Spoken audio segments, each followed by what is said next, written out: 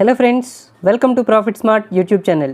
Friends, ఈ వీడియోలో మనం ఇండియన్ స్టాక్ మార్కెట్స్లో ఈరోజు ఏం జరిగిందో చూద్దాం. అలాగే ఇండియన్ స్టాక్ మార్కెట్స్ రేపు ఏ డైరెక్షన్లో ట్రావెల్ చేయబోతున్నాయి అనే అంశాలు డీటెయిల్గా అనలైజ్ చేసి ఫోకస్ చేద్దాం.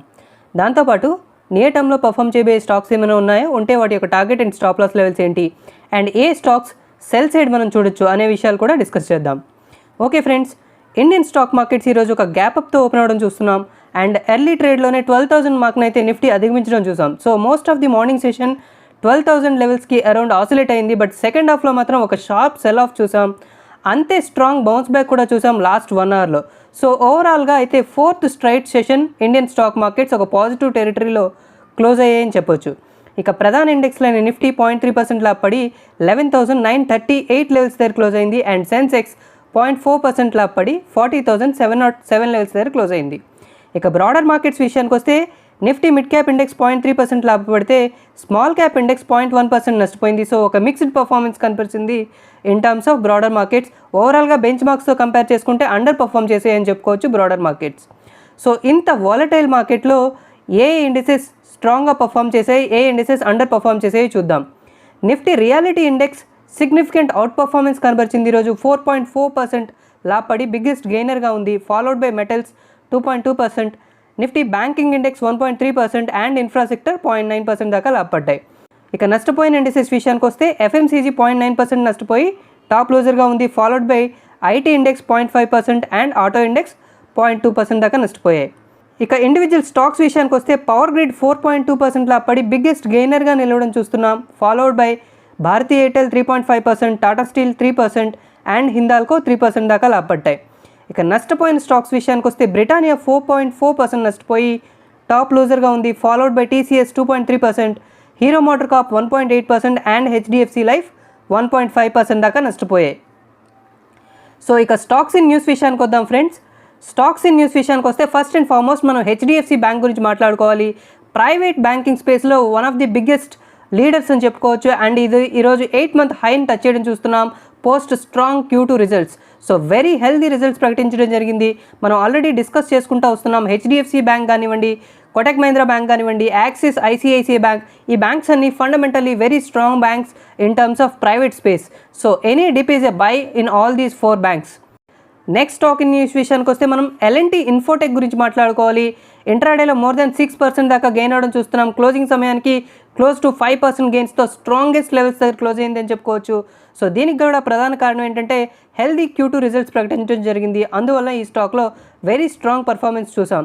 అండ్ లాస్ట్ 6 మంత్స్ పర్ఫార్మెన్స్ చూసుకుంటే L&T Infotech more than 100% returns ఇచ్చిందని చెప్పుకోవచ్చు. ఎందుకంటే మనం అప్రాక్సిమేట్గా ఏప్రిల్ మంత్లో 1,500 లెవెల్స్ దగ్గర ఈ స్టాక్ను చూసాం. ఇప్పుడు మోర్ దెన్ 3,100 లెవెల్స్ దగ్గర ట్రేడ్ అవుతుంది.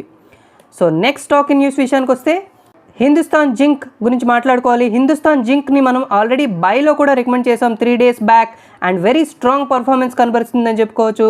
ఈరోజు మోర్ దాన్ 4% గెయిన్ అవడం చూస్తున్నాం అండ్ క్లోజింగ్ కూడా వెరీ స్ట్రాంగ్ లెవెల్స్ దగ్గర క్లోజ్ అయింది. దీనికి గల ప్రధాన కారణం ఏంటంటే వీళ్ళు డివిడెండ్ అనౌన్స్ చేయడం జరిగింది 21 రూపీస్. అందువల్ల ఈ స్టాక్లో వెరీ స్ట్రాంగ్ పర్ఫార్మెన్స్ కనబరిచింది. నెక్స్ట్ స్టాక్ ఇన్ న్యూస్ విషయానికి వస్తే UltraTech cement very strong performance కనిపిస్తుంది అండ్ సిమెంట్ రంగం గురించి మనం పదే డిస్కస్ చేస్తున్నాం. అన్ని సిమెంట్ స్టాక్స్ కూడా అన్లాక్ ప్రక్రియ మొదలైన తర్వాత వెరీ స్ట్రాంగ్ పర్ఫార్మెన్స్ కనిపిస్తున్నాయి అండ్ ఈ స్టాక్స్ ఫర్దర్గా కూడా పర్ఫార్మెన్స్ కనబరిచే ఛాన్సెస్ అయితే ఉన్నాయి. సిమెంట్ రంగం ఒకటి, పెయింటింగ్ రంగం ఒకటి, ఇన్ఫ్రాస్ట్రక్చర్ రంగాల్లో వెరీ సాలిడ్ పర్ఫార్మెన్స్ కనబరిచే అవకాశాలు ఉన్నాయి. సో ఏషియన్ పెయింట్స్ కానివ్వండి, నెరలాక్ పెయింట్స్ కానివ్వండి, UltraTech cement, ACC, Ambuja cement, so ఈ స్టాక్స్ అన్నీ కూడా గోయింగ్ అహెడ్ కూడా మంచి స్ట్రాంగ్ పర్ఫార్మెన్స్ కనబరిచే ఛాన్సెస్ అయితే ఉన్నాయి. సో ఏ డిప్ వచ్చినా ఈ స్టాక్స్ని పిక్ చేసుకోవడం better for long term, medium to long term investors. Next what to expect tomorrow. Nifty and bank Nifty ఇంత వాలటైల్ చేసిన తర్వాత 4 స్ట్రైట్ సెషన్స్ ఆఫ్ గెయిన్స్ తర్వాత ఏ డైరెక్షన్లో ట్రావెల్ చేయబోతున్నాయో ఇప్పుడు అనలైజ్ చేసి ఫోకస్ చేయడానికి ప్రయత్నిద్దాం. సో మనం చాలా క్లియర్గా చెప్పుకున్నాం నిఫ్టీకి మేజర్ సపోర్ట్ 11,780, 11,800 లెవెల్స్ దగ్గర ఉందని చెప్పి అండ్ అలాగే హయ్యర్ సైడ్ మేజర్ రెసిస్టెన్స్ 12,000, 12,030 ఈ లెవెల్స్ దగ్గర ఉందని చెప్పుకున్నాం. సో ఈరోజు ఇంట్రాడేలో ఈ 2 సైడ్స్ కూడా లెవెల్స్ని టచ్ చేయడం జరిగింది. సో రేపు ఏం జరగబోతుంది? సో రేపు కూడా 11,780 లెవెల్స్ బిలో స్లిప్ అయితేనే నిఫ్టీ ఫర్దర్గా స్లిప్ అయ్యే ఛాన్స్ ఉంది టువర్డ్స్ 11,650 లెవెల్స్. లేకపోతే మళ్ళీ ఇమీడియట్ రెసిస్టెన్స్ మాత్రం మనం 12,030 లెవెల్స్ దగ్గర చూడొచ్చు. ఆ లెవెల్స్ పైన అట్లీస్ట్ 1 అవర్ ట్రేడ్ అవ్వగలిగితే 12,100 లెవెల్స్ వరకు కూడా నిఫ్టీ వెళ్ళే ఛాన్సెస్ అయితే ఉన్నాయి. ఇక బ్యాంక్ నిఫ్టీ విషయానికి వస్తే బ్యాంక్ నిఫ్టీలో కూడా వెరీ స్ట్రాంగ్ పర్ఫార్మెన్స్ కనబరుస్తుంది. అండ్ 24,700 అనేది మన టార్గెట్ లెవెల్ అని చెప్పుకున్నాం. ఆ లెవెల్స్ని ఈరోజు హిట్ అవ్వడం కూడా చూస్తున్నాం. అండ్ అలాగే ఇమీడియట్ సపోర్ట్ అయితే మనకి 24,000, 24,100 ఇది సపోర్ట్ జోన్ అని చెప్పుకున్నాం. అదే లెవెల్స్ దగ్గర ఈరోజు సపోర్ట్ తీసుకోవడం కూడా చూస్తున్నాం. సో రేపు ఏం జరగబోతుంది, 24,000 లెవెల్స్ కింద స్లిప్ అయితేనే బ్యాంక్ నిఫ్టీ ఫర్దర్గా స్లిప్ అయ్యే ఛాన్స్ ఉంది టువర్డ్స్ 23,500 లెవెల్స్. సో 24,000 లెవెల్స్ అనేది కీ లెవెల్ అని చెప్పుకోవచ్చు. ఈ లెవెల్స్ని హోల్డ్ చేస్తున్నంత వరకు బ్యాంక్ నిఫ్టీ అప్ సైడ్ వెళ్ళే ఛాన్స్ ఉంది.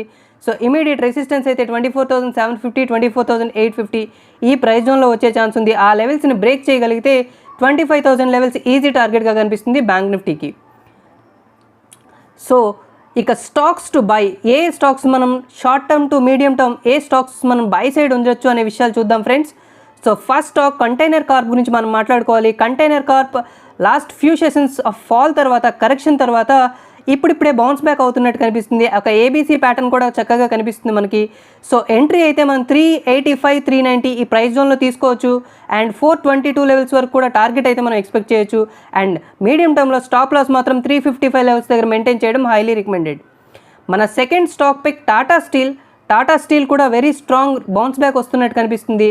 అండ్ 395, 400 ఈ ప్రైస్ జోన్లో ఈ స్టాక్ బయింగ్ జోన్లో కనిపిస్తుంది. అండ్ టార్గెట్ అయితే మనం 430 లెవెల్స్ వరకు ఎక్స్పెక్ట్ చేయొచ్చు. అండ్ స్టాప్ మాత్రం 385 ఈ జోన్లో మెయింటైన్ చేయడం హైలీ రికమెండెడ్.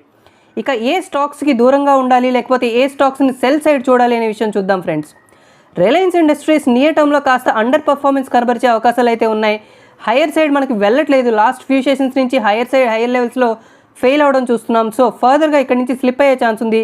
అట్లీస్ట్ 2000 మార్క్ని అయితే ఒకసారి డెఫినెట్గా టచ్ చేసేటట్టు కనిపిస్తుంది.